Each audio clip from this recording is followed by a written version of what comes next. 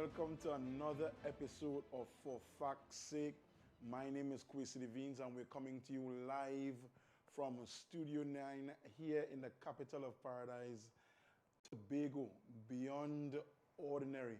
I know we just cut in at an opportune moment or inopportune moment while the political leader of the People's National Movement in Tobago, Tracy Davidson Celestin, was speaking, but we'll get right back to her. Of course, this show is about laying the bare facts on the table. This show is about helping you to make a decision on December the 6th. And I just want to share some feedback that we've been getting so far. I got one call from Castara, who was the guy called in, and he was saying, you know, he did not know that so many things were currently happening or had happened in Tobago in recent past. He was speaking to the boardwalk at Buku, some of the major retaining walls and structures across the island, Signal Hill and all over Tobago, Mariah, in Keenan Bonaccord and so on. And he was very thankful for the opportunity and really thankful to know that this station, this program, brought the bare facts for them. In Castara, he spoke to some of the great works that had happened with the river, the bank retention at the river there in Castara, and many other works that we had done in the Tobago House of Assembly. But he was pleased to see all of the work being done. So I encourage you to keep tuning in to this frequency, keep tuning in so that we can bring you the facts each and every day to help you make that informed decision. Now today I really, for one of the few times, want to be a little bit selfish, and I'll tell you why. I want to discuss a couple of things that are really irking me personally. And I want to open up and share with each and every one of you what is bothering me. I alluded to it a bit earlier when I spoke to that caller from Castara. Because there's a narrative out there that the Tobago House of Assembly, and more specifically, the P&M administration of the Tobago House of Assembly, has done nothing for Tobago for the past 21 years. And we know that's the furthest thing from the truth. And the opposition is trying to peddle that after $40 billion, 20 years, there is nothing to show for the people of Tobago, whether it's the old people, not so old people, young people. And I want us to just put that out of our minds immediately.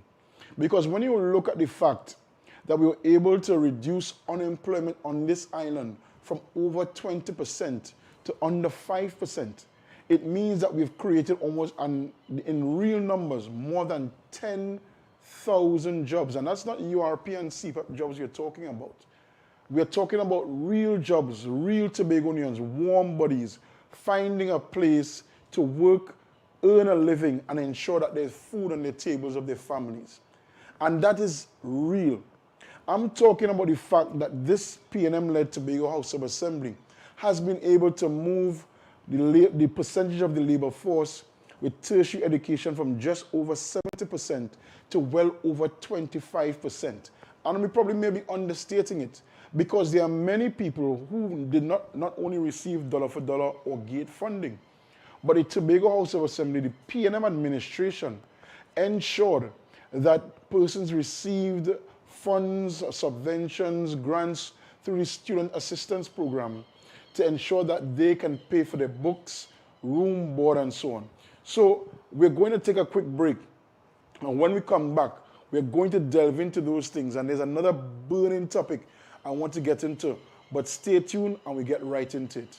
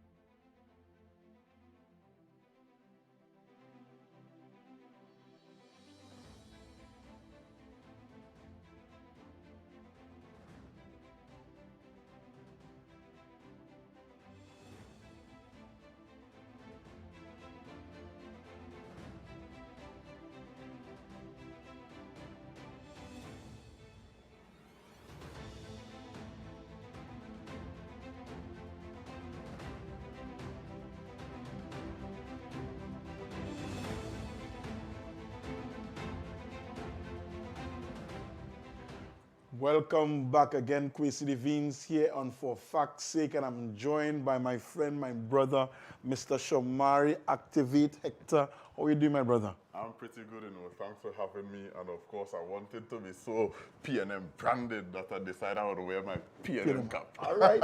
So we like that. But Shamari, right before the break, I was just mentioning something that, is a couple of things that are just burning to me personally. I've been a little selfish today. One was debunking the fact that the PNM has done nothing for Tobago. And I hinted to something else, and I want to really address it right here, right now. There's a lot of hate that we're coming face to face with. And that hate is coming directly from the leaders on the PDP platform. Yes. And I'm saying it without fear of contradiction. I'm saying it without... It's there. As a matter of fact, in their own words, they have spoken to the fact that they hate the PNM, they hate and they will do for the people. There will be no justice for the people with big red flags. And one of the things that I find it disgusting, and I really want to pay tribute to the late, great William Mackenzie at this point in time, a true statesman who really made his name by being a man for all. Yes. And being a true statesman. And we are seeing a total departure, shift from that. Yeah. Now, and it's scary to me, honestly, Shamari, because I'm seeing now where Franca Cordner, a PNM candidate, is being subject to a level of bullying that has been comes to a candidate in an election, one, but as well a young person, a young woman stepping up to say, look at me, I am here, I dare to stand out. I dare to be the one to be the voice for the voiceless. I dare to be the one to see to the needs of my people. And she is being bullied on social media by PDP trolls. I mean, after being called, we thought it was bad enough when she was called stink and dirty by the political leader of the PDP. But now they're coming after Franca left, right, and center. And there's one more thing before you come in, Shamari, I want to speak to. They're even trying to criticize Franca for doing something that Farley, and Franca said it, Farley played a role in mentoring her. But clearly this is where Franca departs from Farley. Franca has been able to stand up and say, listen, this is something I do not like. I don't care if it's PNM or not PNM. This is something I do not like. And she has said very clearly, listen, if I don't like what you're doing, I will say it. I am very supportive of the PNM policies, principles, and so on. And she's standing on a PNM platform. And she has demonstrated very clearly that the true democracy, the true party that represents democracy is the PNM. Because we are seeing where in the PDP, when Farley attempted to speak out against this stink and dirty comments, he was shut down by Watson Duke and said, you cannot speak for me. The only people that can speak for Watson Duke is my lawyer. And I want to start with the final point, and we'll move our way backward, right? What I love most about Franca is that Franca has never been afraid to lend an opinion to something that she believes is disconcerting or that concerns her. You would have heard me mention as far back as the Youth Parliament debate, the 11th National Youth Parliamentary debate where Franca was not originally scheduled to contribute to the motion and very skillfully stood on a point of order that gave way to a point of privilege that gave her an opportunity to present a rousing contribution to the extent that the Speaker of the House had to bring us back together because persons started to clap and started to celebrate Franca and her particular contribution. And when I listened to the contributions of the members opposite trying to present Franca as a sacrificial lamb on the basis of a conviction that she has and that she spoke out against, I quickly jumped to social media to defend the position because the truth is that that is something that Franca can own. That is something that Franca can be proud of. The fact that she recognizes her party is by no means a perfect administration.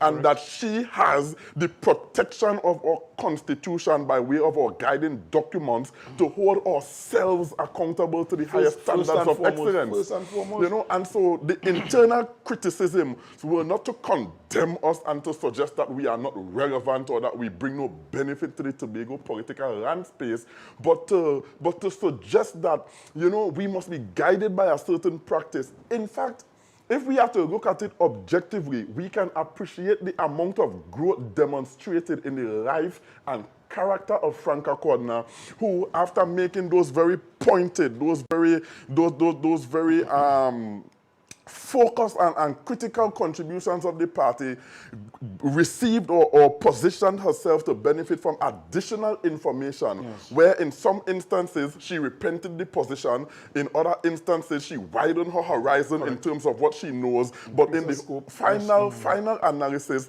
she then says, listen, having regard for what I felt then, what was said then, and the information that I have now, I recognize that the only political agency worthy of my allegiance is the People's National Movement. And she made herself available as the standard bearer to contest an election.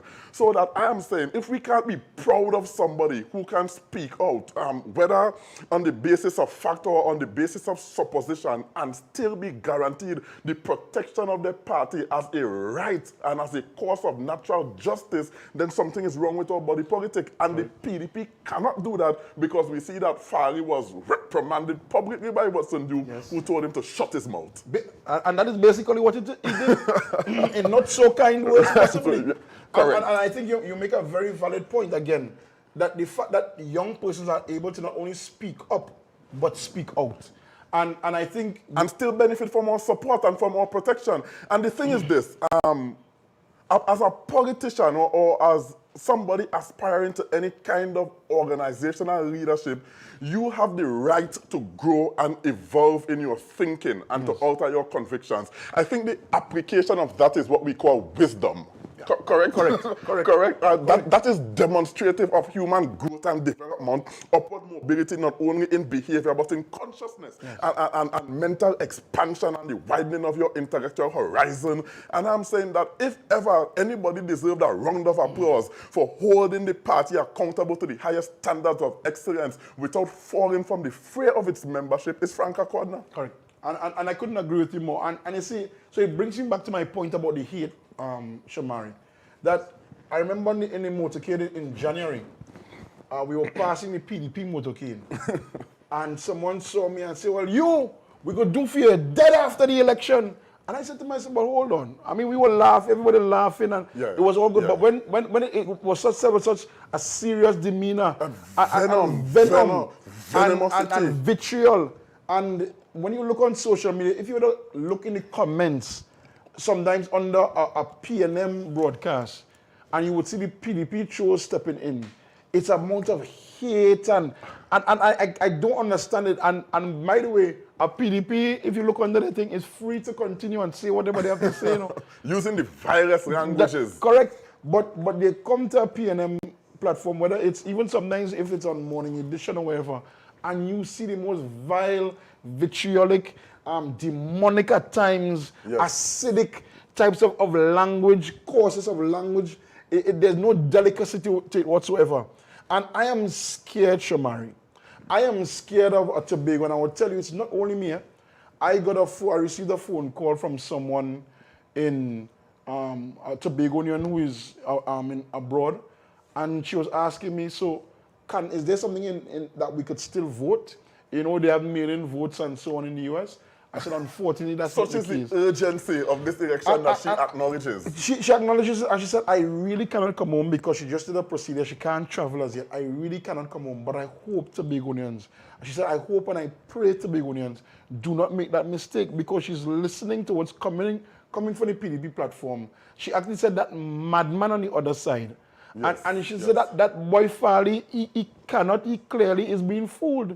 Now, Farley, again, for all intents and purposes, clearly has no control. They spoke about a social contract that is just another mama guy for the public, because he does not have the gumption to say, listen, or to hold anybody truly accountable, because he has already been publicly redressed. He's a dressed down young man. You cannot speak on my behalf. Yes. And the thing is this, fear immobilizes. Yes. So not only have they been able to use fear to immobilize the electorate, but they've turned around and weaponized fear to attack said electorate. So in other words, what they are trying to do is to project a grim reality, a reality it is, grim though it may be, a grim reality that suggests that once they are elected into office, God forbid, that these are the steps and these are the actions they are going to take. And because so many persons are afraid and so many persons are interested in protecting their employment and their livelihoods, they are now taking the mental position and the attitudinal posture that suggests that maybe we should just not go to the polls so that we can't be aligned with a political organization. So what Watson Duke and the PDP are attempting to do is to instill such fear in the minds of the electorate that they either not vote for the PNM or not vote at all. In other words, because they don't want to be associated with any political agency that is not the PDP, that they would just stay home and not exercise their civic duty and responsibility. And you know, I saw a real example of that. I actually went out with Brian Thomas today in Golden Lane. And I was asking him how all things going. And he said, well, of course, they call him Uncle Brian in Golden Lane. And he said, when they go out sometimes and the people are taking information, sometimes they're afraid to give their names. They say, no, don't write it down. We supported Uncle Brian, but don't write it down. Don't write it down because they are afraid that that information gets back to the PDP camp. And they should be afraid because what the member opposite has successfully done is created a polling or a censoring type of arrangement that says, let's do this daily 100-person poll to suggest what the foreseeable outcome or the potential outcome of the election would be. But not only are you going to just put PDP or PNM on a ballot, you're going to put your data. Where call that kind of data?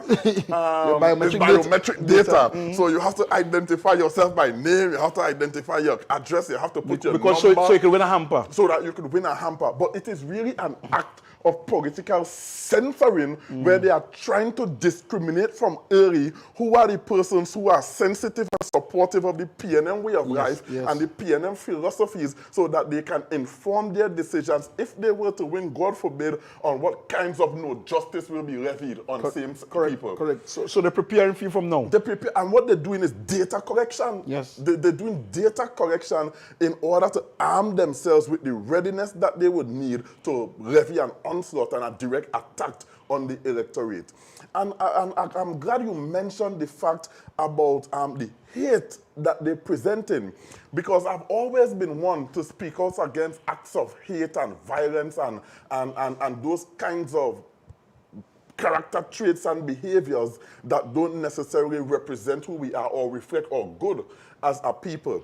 And what this hate is doing, Kwesi, and I want the people of Tobago to understand, what this hate is doing is not only creating a fear factor, but it is creating a deep sense of division in the Tobago community.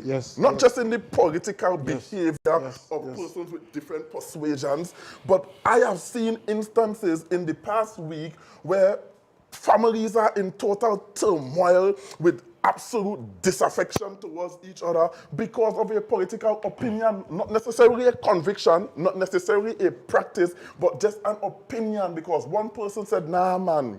And all of a sudden, it's horrid, this and that, you are stink and dirty, this and that, and a reflection of all the words that represent their vocabulary has now made it into the homes of every community on the island of Tobago because their campaign is being done on the basis of hate and fear, and we've got to put a stop to that. And I want to drive that point home for you a bit, Shamari. I was looking at a video someone sent to me this week, and they were speaking about learned behaviors. And that the fact that a lot of the things that we are seeing now in society, that seeing young people doing, is what they have seen. So we see people fighting more because we share on social media all these fights and so on. We are seeing people acting and doing other more crazy things because, again, that's what they saw on social media. That's all they see. So that's what they know. So if it is we are hearing and seeing somebody saying that a woman is stink and dirty, and saying that no justice for somebody and they could do for somebody. What do you think, as you said, that learned behavior that they're hearing, that they're seeing with their own two eyes, and they now have to either emulate, fall in line, or cower in almost being afraid of, well, it is being, if you're not even almost, being afraid of not subscribing to that. And it is an extremely scary situation, Shamari. And you know, I want to parallel to something because you're talking about a scary situation. I am presently engaged in a program of study that treats with education. I'm doing my Master's of Education with concentration in educational technology, particularly the use of technology in instruction and distant learning applications. And one of the things that we had to discuss this week was the remasculinization of the profession, the education system in Trinidad and Tobago. And one of the respondents in our research said that it is not as important to get men in the service as it is to attract a certain quality of man to the discipline, to the profession. And I want to extrapolate, I want to migrate the principle from the remasculinization of the education system to the type of masculine virtues and values that must now make its way into the political landscape. Because it's not just good enough to get a man who has a big voice. It's not just enough to get a man who has a very strong conviction. But what are the virtues? What are the essential values and creeds that represent this practice of masculinity and its demonstration of leadership for which he aspires? And if we have to take that in its right context, not only will it suggest that Watson Duke is unfit for public administration, he is all the more in the Tobago House of Assembly. So, and Shamari, let me tell you something, because I want to bring the point home, because it's not only a Watson Duke thing. And I'll tell you why, and why it's scary, even scarier. Because there's a candidate in the Tobago House of Assembly election, a PNM candidate, who is very near and dear to you, by the way. And his mother, in the last election, showed open support for a PDP candidate. Yes. And on this occasion, because her son, who has always been a supporter of the PNM, because of all the things that the PNM has done and his own convictions, has said, you know what, let me step forward, and became a PNM candidate.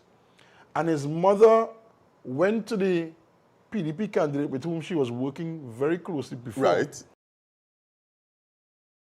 Situation. I have a horse in the race. I have a horse in the race. So now I can't support you anymore. It is the information that came to me, and again, it's yet to be the information that came to me, that this woman had a particular occupation or as part of the operational team. Yes, operational team. And the woman was thereafter deprived of earning income from that operation.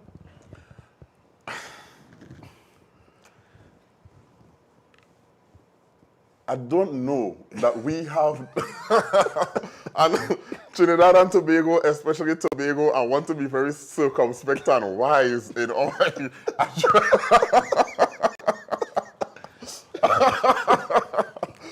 because whereas I usually stand on very good authority, defended and supported by evidence, I do not have the material evidence to commit myself to a statement of that nature.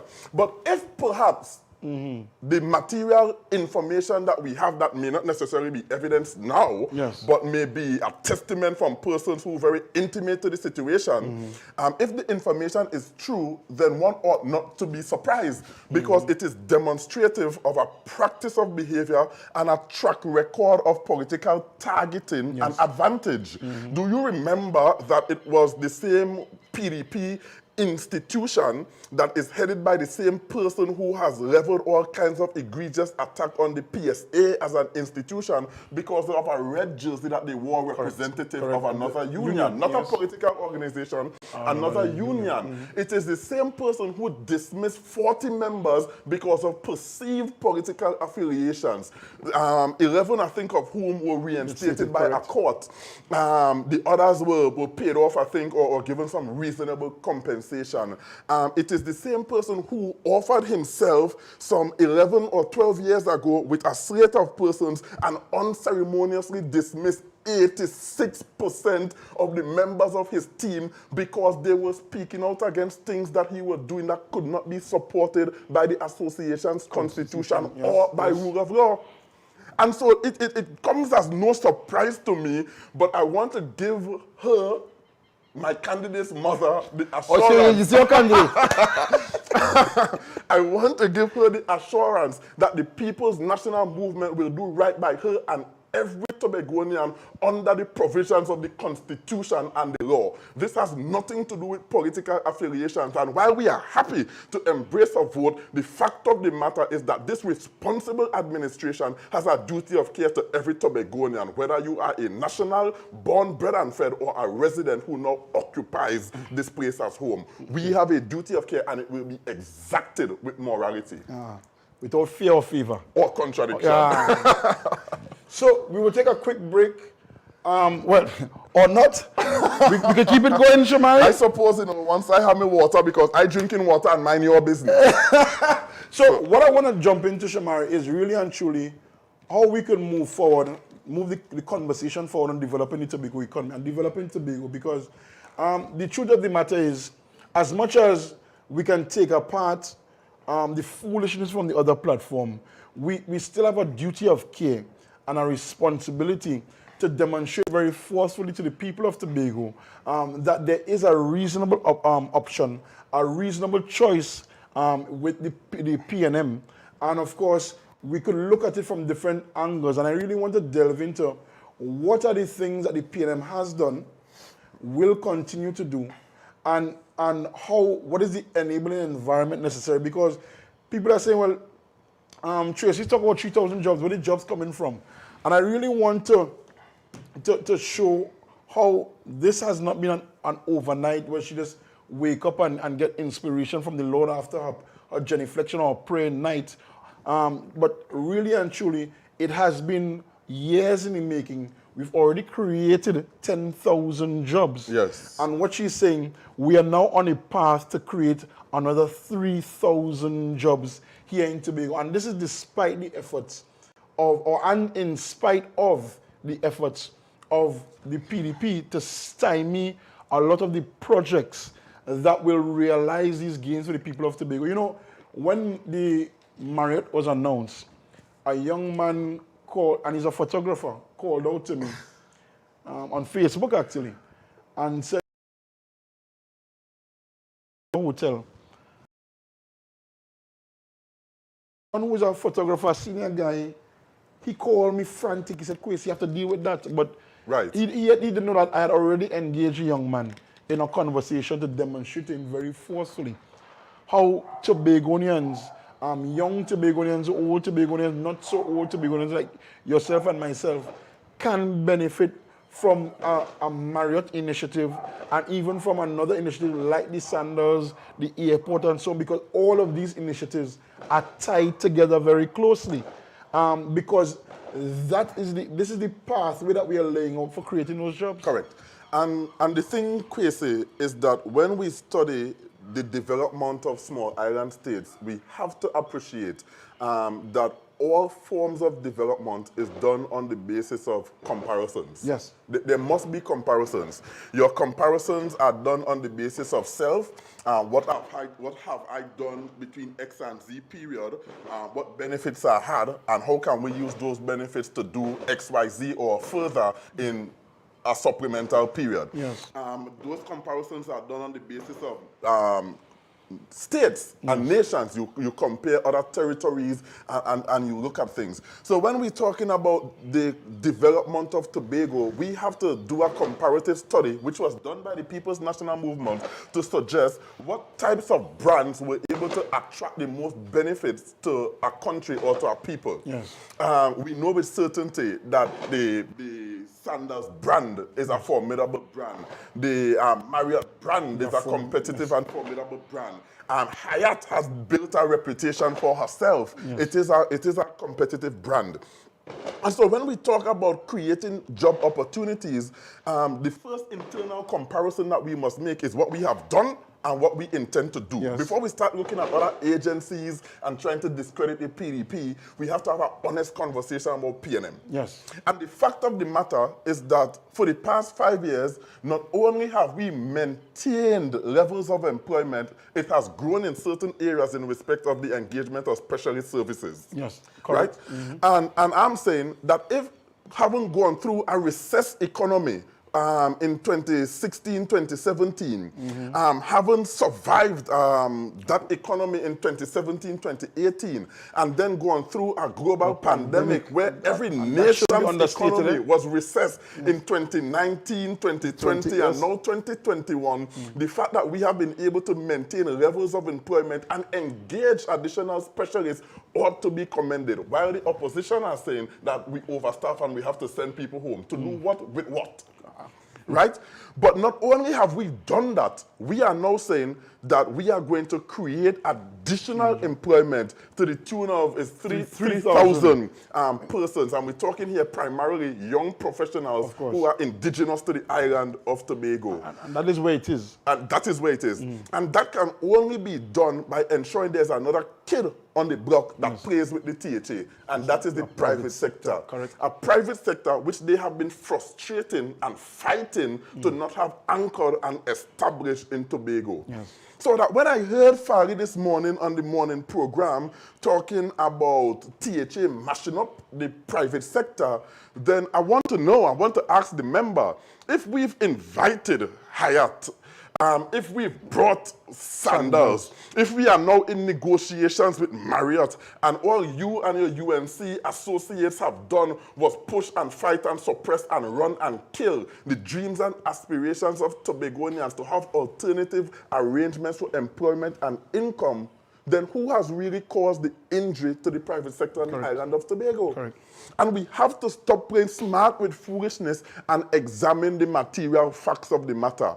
We have maintained employment, we have created employment opportunities, and we are prepared to go further by protecting our future, but that requires your vote and your support. and Shema, I just want to go into it very deeply, because people again are wondering, so what is in it for me? Because I always say everybody's listening to WeFM. When I was having a conversation with someone, I was doing a site visit in a particular place in Tobago on the weekend, and the guy was like, Kwesi, the amount of work they're doing in this place. When you hear somebody say PNM do nothing, is really because they don't get what they want yet. On a personal level. On a personal level. Yeah. And sometimes... And yet is instructive there. So when he said yet, it read my eyes really open, because up to yesterday, I was speaking to a gentleman and he was saying, but look how much roads getting paved. So when my mother road getting paved, I said, well, your mother's road will be paved as well. Correct. All right, so it hasn't been done as yet. And the reality is, what Tobagonians have to recognize, that opportunities are abound. And if yours has not come as yet, it is in the pipeline. There are many ways. I was speaking to a guy in Mariah on Sunday. He has a garage, just grown his business. He now has what they call a touchless car wash with his garage as well. Right. And so he's saying, well, you could grow it. You could get something from Minister Ayana Wapsare was there. You could get something from Netco. He said, I already get that. He said, well, you could get something from BDU. He said, I already get that. He said, as a matter of fact, Netco has been calling me to refinance so I could get more funds. So he has just spared any opportunity to get to the next level of excellence in his operations. Exactly. And so he said he already brought on one employee. And now OJT asked him to, not OJT, one of those programs asked him to bring on another employee. So he now has 2 employees under him. And again, a young man, the guy hasn't even passed the age of 35 as yet. With 2 employees, establish a garage, with a car wash and so on. And I am glad you mentioned OJT, because one of the conversations that are pertinent to the decision that has to be made but has not been articulated is the fact that all of these skills training programs outside of mainstream academics have been initiated and have been supported by the vision and the industry of a People's National Movement, central government administration, or Tobago House of Assembly. And so I have worked with MIC Institute of Technology, and I was there when we had persons training in all different fields of expertise, doing industry attachment to agencies, particularly in the private sector. And I'm saying that all of those things were the birthplace and the creative genius and the representation of things which we have proposed for our country's development for the benefit of her people. And so when people say that we have not been doing nothing, then the question must be asked, then how do you measure the nothingness of certification and competence? How do you measure the nothingness of business acquisition? How do you measure the nothingness of employment and entrepreneurial activities? How do you measure the nothingness of acreages of land being made available for crop production and agro-processing? And if you can measure the nothingness of that, then perhaps we would have found an instrument to measure the exact temperature of the sun. So, I want to take this further, Shamari, because you've delved into something there when you mentioned MIC, and I want to show how the dots connect again. So, under MIC, in partnership with MIC and the Division of Education, we came up with a program to start certifying the skills of those artisans, particularly in Tobago and, of course, in URP. So, we were having that NEC certification, that skill certificate, that will mean that they can work anywhere in the Caribbean in the first instance. Because it is accredited. Because it is accredited. Yes. So it means we got them level 1 and level 2. Level 1 being, I can do this job under supervision. Under supervision. Level 2 being, I can do this job without supervision, and I can possibly supervise people as well. We engaged persons in URP who took up the opportunity as well. And the vision at the time, and the vision continues to be, that when we begin the construction of the airport terminal, the new airport terminal, and Sandals, there will be a call for highly skilled and trained persons, artisans, whether it's carpenters, masons, electricians, plumbers, and so on. And you cannot just go down to the job site and say, well, boss, I'm a plumber. Why are you a plumber? Because I have a wrench. It doesn't work like that. All right. No, and I will tell you why I said that. No, and I will tell you because I remember going to a young man already. And I said, he said, boss, I could get work on this project. You're starting a large project in that area. He said, boss, I want to labor work. I say, so what kind of work you want? He said, I'm a mason. I say, what make you a mason? He said, I'm a tools. Yeah, I'm a choil. So he had a choil. So it made him a mason. And not to belittle his ambition and so on. Of course not. But again, it shows then that what is the measure of the man? And he has a decent respect for himself. Yes. Because he didn't just want to be seen as somebody. He wanted to be seen as a man with some measure of competency and skill. Correct. And I'm saying that suggests that we have a body of people out here who may not necessarily have the certification, but have the interest. And we have been creating opportunity to bring those together. Correct. And because that program was designed not for a classroom space, but for a practical kind of engagement. Right. So that persons did not have to go in a classroom and sit down and say, well, this is how you pull a tape and so on, but they were actually going to your job site and assessing the work that you were doing. So it was such a refreshing feeling. But I like him better. It was a refreshing feeling when I saw even some of the women in the URP program going and getting certified in electrical work and so on. Because again, I remember having a conversation with NIDCO, with former Chief Secretary Kelvin Charles, and at the time we were haggling over the percentage of guaranteed employment or local content for the airport construction. And when they came at 5% initially, we had a very industrial strength language type of conversation that said that we are not accepting that we are taking more. We want more, and I think we agreed at 15 or 20%. But the reality is, at the end of the conversation, although we had already engaged the program at MIC, the concern was, do we have enough skilled people to fill these positions? Because it's going to cover skilled people. Right. And at the time, we had Sandals on the table. I mean, of course, it's off the table now, but we have the Marriott. And there was another hotel developer in the Colonial area who was ready to pick up and run. And that the developer's direct concern was, do we have to import skilled labor? And the reality is, when you tell people that they're going to get them a work for 6 months and that type of thing, you're not talking about empowering our people. No. We are having a conversation In about fact, you're talking about enslaving. All right. So we're having that conversation about empowering our people. And we have seen what you have done in the URP program, where you have directly gone, especially in agriculture, exposed them to training, partnership with USAID and all of these other programs to ensure that they get true measurable skills. Yeah, of course. So that they can go to any employer, whether it's in Tobago, Trinidad, the rest of the region, and say, listen, I have these special skills, just like a university graduate can do. Yeah. So any mason or carpenter can do it. And now that we have the trained persons with the skills, they can now say, when we are building the airport terminal, that we must engage these people. When we're building the Marriott, we have these Tobagonians. So that when we speak about construction jobs, we're not talking about laborers.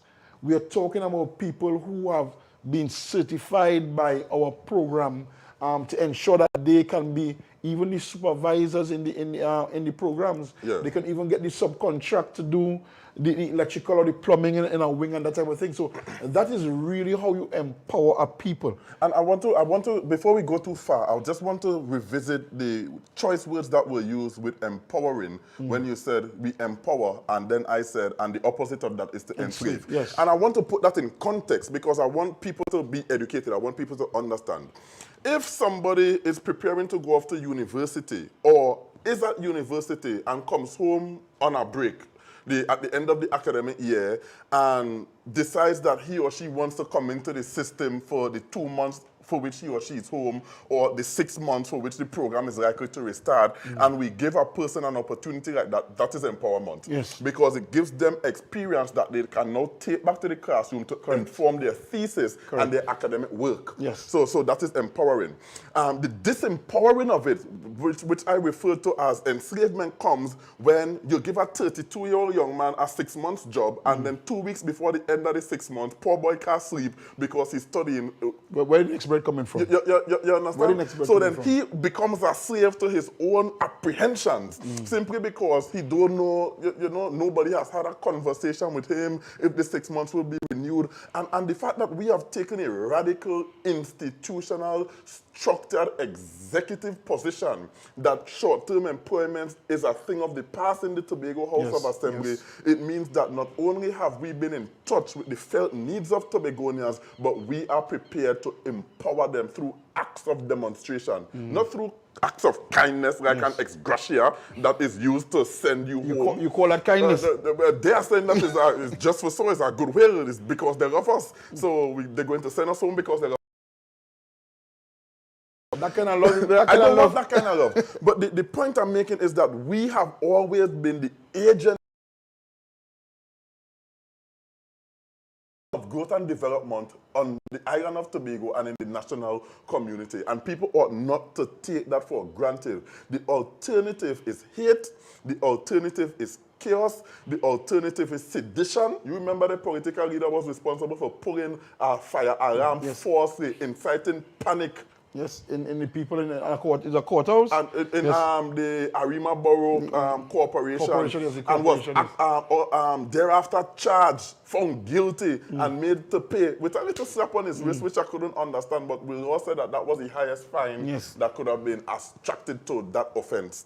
But the case is this: they are taking a position where if they cannot control, they will destabilize to the point that the thing either becomes ungovernable or useless altogether. Yes. You understand? So they took credit with the Sanders because it didn't come to fruition, and now they're trying to prevent that with Marriott. And I'm saying to the people of Tobago, look at all of the foundational works which we've put in to bring you to this place of readiness to engage these additional opportunities. I don't think that you want to gamble your future and turn your back on that. And I wanted to share some quick facts again that people don't know. And I guess you would not know if you're not in a privileged position or in a position to get more information. Right. So people talk about the problems with tourism and why we're here. And they say, well, Tobago not marketed enough. That was one of the complaints. The Tobago Tourism Agency Limited was able to put together a marketing program, Tobago Beyond Ordinary. Remember when they tried to demonize that program? Yeah. That actually won 2 international awards at the World Destination Branding for Destination Brand, right? Yeah. From the World Travel Market, from the WTO. So it meant then that the international market recognized the marketing efforts of the Tobago Tourism Agency Limited. Yes. So it means that marketing is now out there. You can't say that marketing is a problem anymore because we have a world-class marketing strategy. The ALF that we speak of, what some people don't know is that to get airlines to Tobago at present, the Tobago House of Assembly has to pay, in the past we paid what was called seat guarantees. Right. It meant that we guarantee the airline a particular occupancy or a particular load factor. So if we agree that the load factor is 50% or 40%, it meant that whenever it fell under that load factor, we paid to make up to that 40 or 50%. Right. So, but we've moved now to marketing arrangements. So we now are saying to the airlines, we will help you to market the destination. And that's how we incentivize them to fly here. When a Sandals or a Marriott comes, I remember we worked at the Division of Tourism, and we were trying to get certain airlines here. And they were saying, as long as you have Sandals, you don't even need to spend on it. It doesn't need a next marketing strategy because it is a brand that speaks for itself. Correct. So again, just to share with people that these things are not by the way.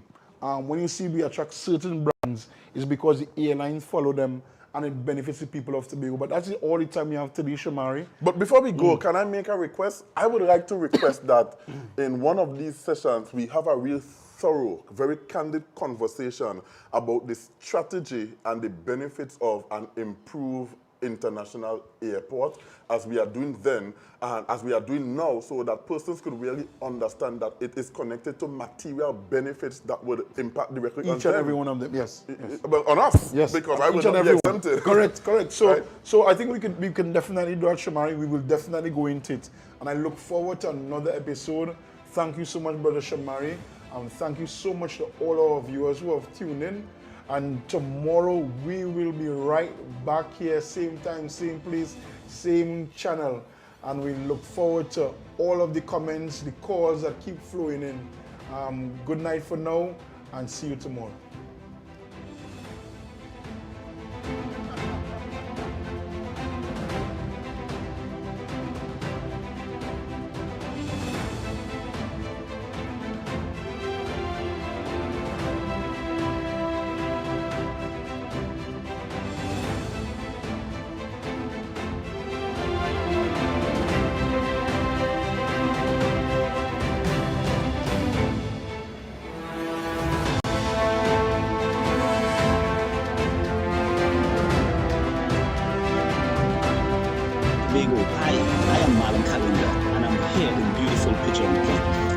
For the scenery, because you know Tobago has real talent. For Tobago, looking for your talent. Cook, sing, dance, you can be a tailor, you can be a jeweler. Whatever is your talent, bring your talent and we'll see what Tobago has to offer. Come and meet me in Tobago.